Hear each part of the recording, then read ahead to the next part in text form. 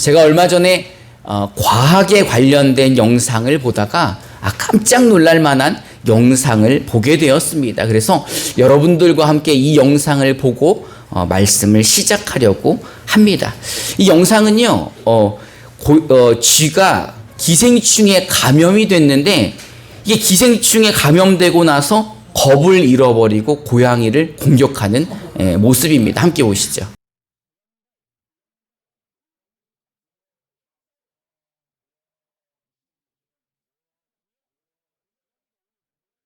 아니, 이 쥐가 왜 고양이한테 공격하냐면요, 기생충에 감염이 됐다는 거예요.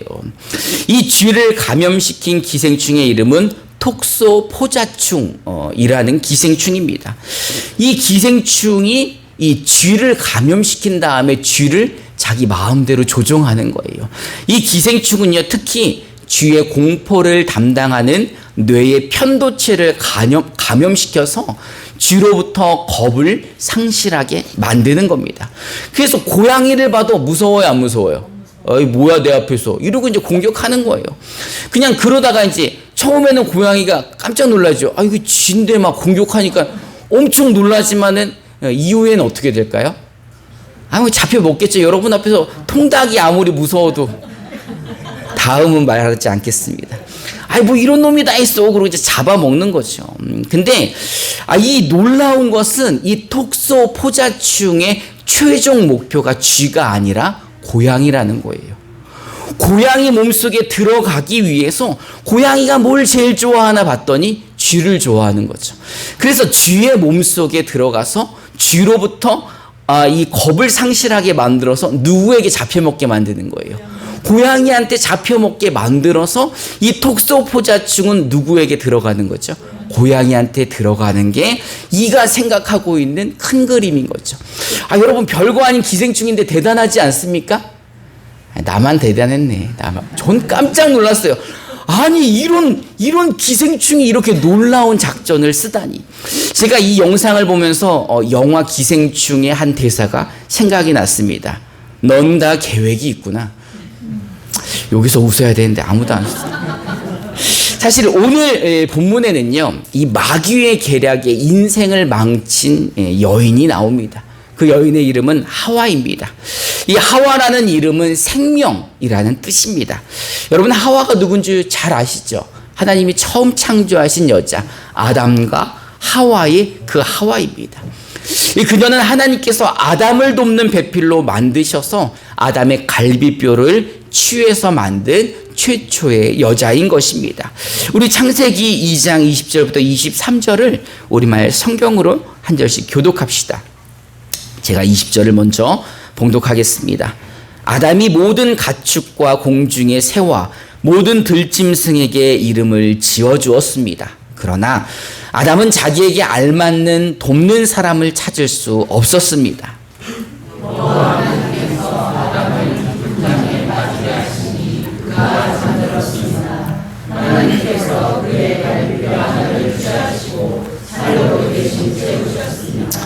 여호와 하나님께서 아담에게서 취하신 갈비뼈로 여자를 지으시고 그녀를 아담에게 데려오셨습니다.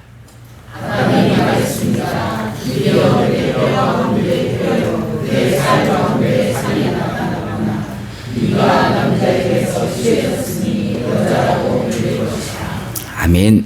하와는 하나님께서 만드신 최초의 여자입니다. 여러분, 남자가 세상에 사람이 하나도 없는데 처음 만난 사람이 누구라는 거예요? 여자인 거예요. 그러니 너무 아름다운 거죠. 깜짝 놀라서 아담이 합니다. 드디어 내 뼈 가운데 뼈, 살 가운데 살인 아름다운 여인을 만났구나 라고 이야기를 합니다. 그런데 마귀는요, 이 하와의 마음에 기생충 같은 의심을 심어 놓습니다. 창세기 3장 1절을 우리말 성경으로 함께 봉독해 봅시다. 시작. 여호와 하나님께서 만드신 들짐승 가운데 뱀이 가장 좋아했습니다. 그가 여자에게 말했습니다. 정말 하나님께서 동산에 어떤 나무의 열매도 먹으면 되었다고 말씀하셨냐. 아멘. 이 뱀의 첫 번째 질문은, 아니 정말 하나님께서 동산에 어떤 나무 열매도 먹으면 안 된다고 말씀하셨니? 라고 물어보는 거예요. 이 첫 번째 질문이 약간 이상하긴 하지만 마귀에게는요, 다 계획이 있었습니다. 그러니 계획된 질문인 거예요. 이는 하와를 통해 인간을 멸망시키고자 하는 계획이 그 안에 들어있는 질문인 것입니다. 사실 하나님은 그렇게 말씀하시지 않았잖아요. 우리 창세기 2장 16절부터 17절을 우리말 성경으로 함께 읽어봅시다. 시작. 여호와께서 아담에게 명령에 말씀하셨으나 너는 이 동산의 각종 나무의 열매를 마음대로 먹을 수 있다. 그러나 선과 악을 알게 하는 나무의 열매를 먹지 마라. 그것을 먹는 날에는 내가 반드시 죽을 것이다. 하나님은요, 너는 동산의 각종 나무 열매를 마음껏 다 먹을 수 있어. 그러나 단 하나만 먹지 마. 왜요? 그 나무 열매를 먹으면 어떻게 되니까요? 진짜 죽으니까 그거 먹으면 안 돼.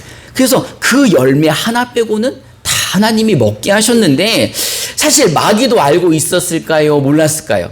잘 알고 있죠. 잘 알고 있지만 그는 하와에게 기생충 같은 의심을 심기 위해서 의도적으로 거짓말을 하는 거예요. 그러니 아니 하나님께서 나무 열매 다 따먹지 말래? 아니, 정말 다 먹으면 안 된대. 이러고 의도된 질문을 하고 있는 겁니다. 하와는 이런 질문이 약간 당황스러운 거예요. 아니 여기 있는 거 다 먹어도 되고 하나만 먹지 말라 그랬는데 조금 당황스러워서 이렇게 이야기를 합니다.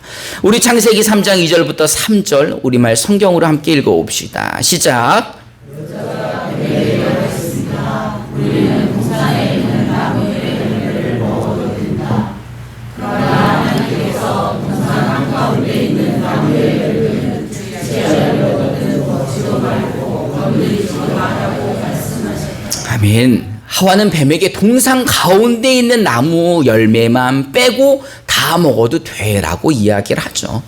그러자 뱀은 하와에게 기생충처럼 의심을 이렇게 집어넣습니다.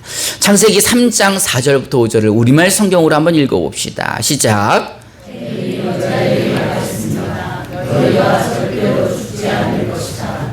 이는 너희가 그것을 먹는 날에는 너희 눈이 열려서 너희가 선과 악을 아시는 하나님처럼 될 것을 하나님께서 아시기 때문이다. 아멘. 여러분, 이 거짓말 정말 소름 끼치지 않습니까? 하나님께서는요, 먹으면 죽는다고 하셨는데 마귀는 지금 뭐라 그러는 거예요? 먹어도 절대 죽지 않는다고 눈도 깜빡하지 않고 입에다 침도 바르지 않고 거짓말을 하고 있는 거예요. 근데 마귀가 이렇게 거짓말을 하고 나니까 아예 하와 마음이 복잡한 거예요.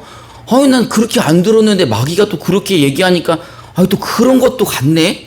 그러면서 이 마귀의 말이 그럴듯하게 들리는 거죠. 그러니 이미 그 마음 속에 뭐가 심겨진 거예요? 의심이 기생충처럼 심겨져가지고 그 믿음을 갉아먹기 시작합니다. 진짜 이거 먹으면 죽을까? 진짜 안 죽을까? 진짜 이 뱀이 하는 말이 진짠가? 거짓말인가? 이렇게 의심이 들어가면서 믿음이 흔들리기 시작한 것입니다. 이것은 아담과 하와가 에덴 동산에서 더 행복하게 살지 못하고 멸망하게 하기 위한 누구의 계략이에요? 마귀의 계략이잖아요. 그래서 계략적으로 그가 그 계획대로 거짓말을 이렇게 한 건데 이 하와는 그 거짓말을 듣고 마음이 흔들리기 시작했다는 거죠. 믿음의 금이 가기 시작했다는 겁니다. 지금까지 하나님이 나를 제일 사랑하는 줄 알았는데, 그래서 에덴 동산의 모든 것을 다 먹어도 된다고 생각했는데 사실을 알고 봤더니 그거를 먹지 말라는 이유가 뭐예요? 하나님처럼 될까봐 먹지 말라고? 라고 생각을 곱씹어 보니까 마음에 속상함이 들어간 겁니다. 하와의 마음에는요, 하나님을 믿었던 그 믿음이 아주 굳건했는데 그 의심이 생기면서부터 믿음이 흔들리기 시작하는 거예요. 그러면서 믿음이 흔들리기 시작하면서 생각을 곱씹어 보니까 화가 나기 시작한 겁니다. 이 의심이라는 단어는요, 히브리어로 카나라는 단어입니다. 이 단어는요, 시기하다, 부러워하다, 또 질투하고 분개를 동반한 의혹이라는 단어예요. 그러니 지금 하와의 마음 가운데 의심이 생겼다는 것은 그 마음에 하나님을 시기하는 마음, 하나님을 질투하는 마음, 시샘하는 마음, 또 섭섭한 마음, 그래서 화가 나고 분노가 나고, 그래서 점점 하나님의 말씀 하나하나에 의혹이 생기고 있었다는 겁니다. 그래서 그녀는요 이렇게 말합니다. 우리 창세기 3장 6절을 개역 개정으로 함께 읽어봅시다. 시작. 여자가 그 나무를 본즉 먹음직도 하고 보암직도 하고 지혜로 대한 만큼 탐스럽기도 한 나무인지라. 여자가 그 열매를 따먹고 자기와 함께 있는 남편에게도 주매 그도 먹은지라. 아니 마음에 의심이 있어서 먹을까 말까, 죽을까 안 죽을까 의심하고 한 입을 먹었는데 죽었어요 안 죽었어요? 안 죽은 거예요. 그러니 마음의 의심이 이제는 확신이 되어서 화가 나기 시작하고 하나님께 배신당한 것 같은 느낌이 들자마자 누구에게도 주는 거예요? 남편에게도 같이 주어서 함께 먹게 한 겁니다. 아니 그런데 여러분, 이 선악과를 딱 먹고 나서 하나님처럼 됐어요 안 됐어요? 하나님처럼 된 게 아니라 자기가 하나님이 되어버렸죠. 선과 악을 아시고 판단하시는 분은 누구예요? 하나님이신데 그 열매를 먹고 나자 누가 선악을 판단해요? 내가 선악을 판단하기 시작하는 거예요. 이거는 옳은 것 같아. 이거는 아닌 것 같은데. 이거는 좋아. 이거는 안 좋아. 내가 선악을 판단하면서 내가 하나님의 자리에 앉게 되고, 그러면서부터 내 마음대로 살게 된 것입니다. 인간이 이렇게 내 마음대로 살다가 이제 결국은 어떻게 되는 거예요? 죽어요. 이 아담과 하와도 몇 살에 죽습니까? 거의 1000살까지 살다가 죽는 거 아니에요? 그 정도 살면 다 된 건가? 많이도 살았네. 금방 죽을 줄 알았더니. 근데 이들은 영생할 수 있는 하나님을 닮은 하나님의 형상으로 만든 자들인데 이 마귀의 게임에 넘어가서, 이 꼬임에 넘어가서 결국은 죽게 되었다는 겁니다. 여러분, 마귀는요 세상에서 거짓말을 제일 잘하는 거짓말의 아버지입니다. 우리 요한복음 8장 44절을 우리말 성경으로 함께 봉독해 봅시다. 시작. 너희는 너희 아버지가 원하는 것을 하고자 한다. 그는 처음부터 살인자였다. 또 그 안에 진리가 없기 때문에 진리 안에서 죄는다. 그는 거짓말을 할 때마다 자기 음성을 드러낸다. 우리는 그가 거짓말쟁이여 거짓의 아버지이기 때문이다. 거짓의 아버지, 거짓말쟁이, 거짓말을 할 때 살아있는 것 같이 본성이 드러나는 그가 이제 큰 그림을 가지고 거짓말을 하기 시작하니 즐거울까요? 즐겁지 않을까요? 너무 즐겁죠. 여러분, 노름쟁이가 노름할 때 즐거워요? 안 즐거워요? 해보셨나? 이 거짓말쟁이가 거짓말할 때 너무너무 행복한 거예요. 왜 거짓말쟁이고 거짓의 아비입니까? 거짓말을 진짜처럼 말하기 때문에 이게 거짓말인지 아닌지 누구도 헷갈려요? 자기 자신도 헷갈리는 거예요. 거짓말이 나고 내 말이 거짓말이니 나는 거짓말을 말하는 게 아니라 진짜처럼 거짓을 말하고 있으니 이거를 듣는 하와가 그것을 구별할 수가 없는 거죠. 사실 마귀 안에는 진리라는 것 자체가 없습니다. 그러니 말하는 거 모두가 다 뭐라는 거예요? 거짓말이라는 거예요. 거짓말. 그 안에는 진리가 하나도 없어서 진리를 말하고 싶지만 다 나오는 것은 거짓뿐이라는 겁니다. 이 안 속을 수가 없죠. 여러분, 하나님처럼 된다는데 안 먹을 수 있습니까? 예? 하나님이 어떤 분인데 아담과 하와가 봤을 때 이 온 우주 만물을 만드신 하나님을 직접 만난 사람이잖아요. 그러니 너도 하나님처럼 된다는 그 말에 안 먹을 수가 없는 거죠. 그런데 그 열매를 먹으려는 하와의 마음을 들여다보면 그 안에 기생충이 하나 있었는데 그 기생충이 뭐라는 거예요? 의심이었다는 거예요. 의심. 하나님을 온전히 믿지 못하고 그 안에 의심이 생기면서부터 그 믿음이 흔들렸다는 겁니다. 결과적으로 하와는요, 그 열매를 남편에게도 주고 함께 먹고 하나님께 함께 징계를 받게 됩니다. 그래도 함께 받으니까 다행이죠. 우리 창세기 3장 16절부터 19절을 우리말 성경으로 한 절씩 교독해 봅시다. 제가 먼저 16절을 봉독하겠습니다. 여자에게 하나님께서 말씀하셨습니다. 내가 내게 임신의 수고로움을 크게 더할 것이니 내가 괴로움 속에서 자식을 낳을 것이다. 너는 남편을 지배하려 하나 그가 너를 다스릴 것이다.